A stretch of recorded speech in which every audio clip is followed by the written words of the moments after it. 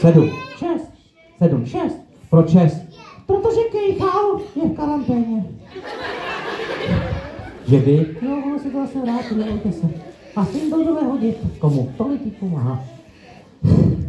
Vážení přátelé, se omlouvám, bude to jiná pohádka. Bude to pohádka, která se jmenuje Kráska a Kačenka? A to není Kráska a Kačenka. Jak je to? Vidíš, oni už to znali. Co? Že jsi zvíře. Ale ne, ta pohádka se jmenuje Kráska a zvíře. Aha, tak jinou. Tak jinou. Jo, jinou. Vážení přátelé, bude to pohádka, která se jmenuje Červená Karkulka. Vážení přátelé, byla jednou jedna červená karkulka. Ta šla do lesa. A najednou, kde se vzal? Tu se vzal vlk.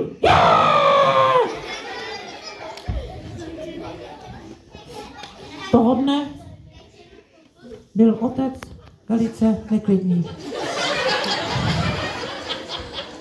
Jo, poznali to, tady jsou chytrý.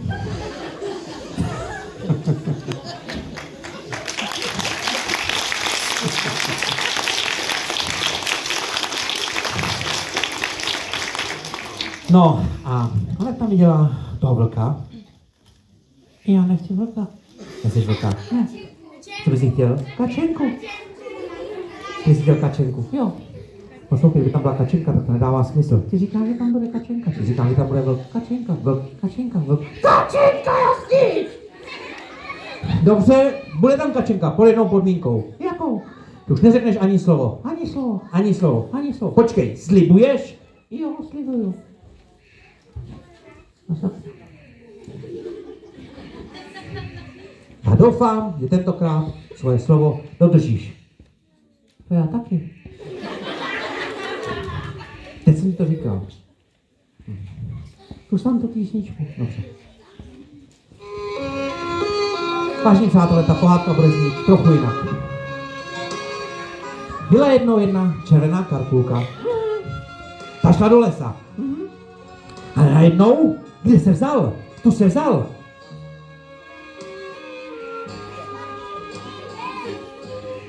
Kde se vzala? Tu se vzala Kačenka. Takže ona viděla tu Kačenku, tak se strašně lekla.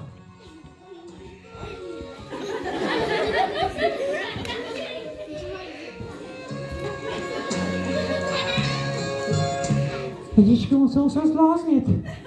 Jak zbláznit? Jak se asi mohlo leknout Kačenky? A už jsme u toho, já jsem ti to říkal, že to nedává smysl. A teď kvůli tobě před těma lidma já vypadám jako Blbec. Tisku, tady končí všechna legrace. Tady žádná nebyla. Víš co, já už jsem ale plný. Kahoty. Víš co, Matýsku, od téhle chvíle budu vždycky vyprávět tu pohádku jinak. Bude tam vždycky vlk, Kačenka, vlk, Kačenka, vlk, Kačenka. vlk. Kačenka!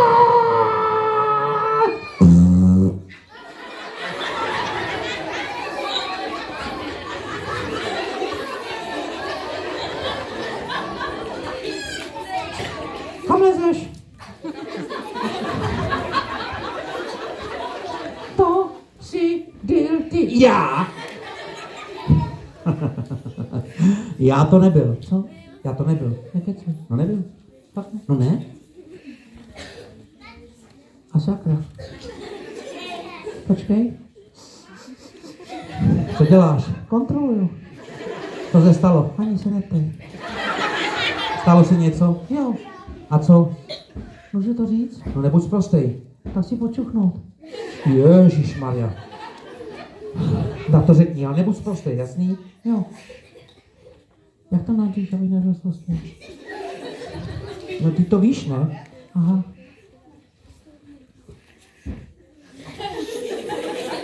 Na písek se to kakal. A je to tady. Teď jsem ti to říkal. Tak já jsem říct, a je to venku. Jo, ty jsi to zkazil. Tak já to řeknu ještě jednou. A je to venku. Teď jsem ti to říkal. Co teď? Zakončíte tvoji show a převolně. A potom? Potom jdeme do Vyškova. Aha. Dobře, tak připravený? Jo, dělej. Tak na 3. Ne, na 1 dělej.